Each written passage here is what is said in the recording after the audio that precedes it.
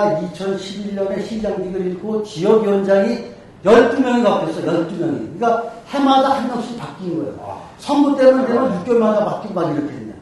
그러니까 이게 민주당이 이게 막 흩어지는 거예요. 이거 통합할 수 있는 그 역할을 할 수 있는 사람이 없어요. 왜냐면 국회의원이 있든지 시장이 있으면 이게 정리가 할 수가 있어요. 근데 다 힘이 평준화가 되버리니까 누가 하나 끌어당겨서 뭉칠 수 있는 사람이 없는 거예요. 그래서 우리가 계속적으로 이 민주당의 어려움을 현재까지 가져온 이유는 바로 그렇게 지역위원장이 해마다 6개월만 막 바뀌니까 통합이 안 되는 거예요. 지금도 우리 민주당이 통합이 안 되는 이유가 지난번 국회의원 나온 그 사람들이 패가 2패, 저패, 3패 이렇게 있잖아요. 그리고 또 한 패가 또 생겼어. 그러니까 또 안 되는 거예요. 이게 2년 뒤에 어떻게 될지 모르지만 그때도 상당히 이 정도 이 상태로 가면 어렵다. 이렇게 보는 거예요. 다시 이제 정리하면 충주의 민주당은 춘추 전국시대하고 똑같다. 우리가 말하기 좋은 기는 선당 후사라는 말을 하지만 실질적으로 내면으로 들어가면 인간이기 때문에 선당 후사는 나중이고 거꾸로 사가 먼저다. 너무 아쉬운 점을 많이 말씀하셨는데 좀 이렇게 기억에 남고 좀 좋았던 순간이 있었습니다. 물론 이제 제가 2011년 10년에 민주당으로 충주시장에 당선된 거 그리고 이시종 도지사가 국회의원에 들면서 도지사 가서 첫 번째 당선돼. 그러니까 이시종 도지사도 민주당, 나도 충주 민주당 둘이 같이 된 거가 가장 기뻤지요.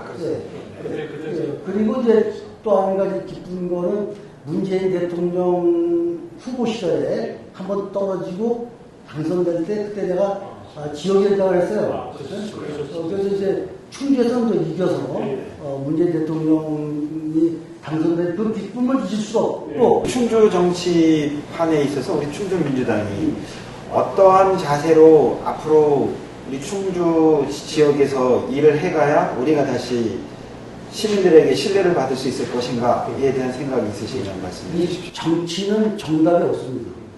또 뭐 사람들 얘기를 정치는 생명과 똑같아, 생물과 똑같다 그러는데 정답은 없는데 제 경험으로 보면 충주의 2년 후에 4년 후에 이렇게 보면 좀 희망이 그렇게 많이 보이는 것 같지는 않아요. 왜 그러냐면 지금도 뭐 이제 정치하고자 하는 분들이 계속 있고 그분들이 지금 꿈을 버리지 않고 있기 때문에 그분들하고 통합을 해야 되는데 그 통합할 수 있는 중심 세력이 문제예요.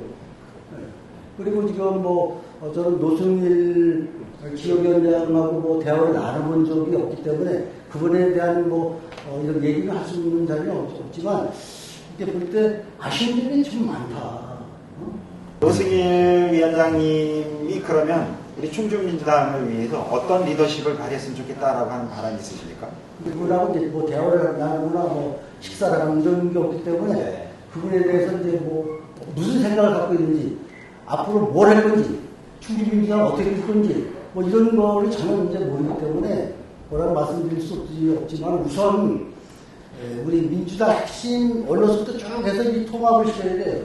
그리고 뭐 국회의원을 나왔던 시장을 출마했던 그런 후보군들하고도 이 소통이 돼야 되는 걸 빌어 통합을 시켜야 되는데 그런 면에서는 그 작동하는 거를 잘 못 느낀 것 같아요. 앞으로 뭐 잘하는 시작하는 단계입니다. 그러니까 출범 초기라서 그렇게 봐줘야 할 것 같습니다. 지난번도 그런 말씀을 하신 것 같아요. 충주가 2년 후에 또 지방선거를 준비하고 있는데 우리 민주당은 제대로 하고 있나요? 지금 어렵다고 지금 봐요.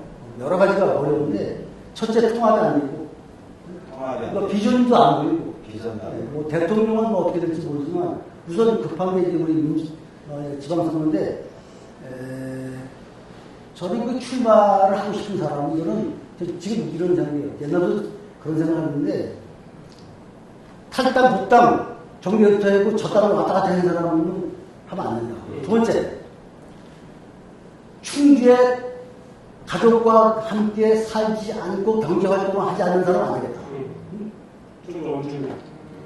충주 원주민이 아니고 충주에서 가족과 함께 살면서 경제활동하고 시민들하고 호흡을 같이 할 수 있는 그런 사람이 리더가 되어야 되겠다. 충주 사람이 정체성이 있어야 되잖아. 민주당에 아무 기여도 없고 민주당이라는 걸 전혀 모르는 사람들이 느닷없이 왔다 갔다 하니까 이게 안 되는 거다. 그러면 제가 이런 얘기를 합니다. 봄부터 씨앗 뿌리고 농가고 씨앗 뿌리고 거름지고 그때 앞에서 일해서 가을에 수확을 하려고 딱 봤는데 딴 사람이 수확하러 되면 거기에 양보할 사람이 누가 있나. 그건 초려가지고 그러면 맞아주잖아. 그래서 그런 사람을 하면 안 되겠다. 그래서 충주에 사는 사람, 그러니까 충주 사람이 아니야. 네. 충주에서 사는 사람, 그리고 정체성이 있는 사람, 그리고 시민과 호흡을 같이 하는 사람, 그리고 나중에 충주를 떠나지 않고 충주에서 뼈를 묻을 사람들이 충주를 후보가 나와야 된다. 저는 이런 생각이고, 지금 조기로 시장님을 어떻게 평가하세요? 경찰 출신은 안 되겠다. 이게 많이 나오잖아. 12년 동안 이게 법대로 이 지방자치단체라는 거는 조장행동이라고 해. 예? 법대로 해야 되는 게 아니야.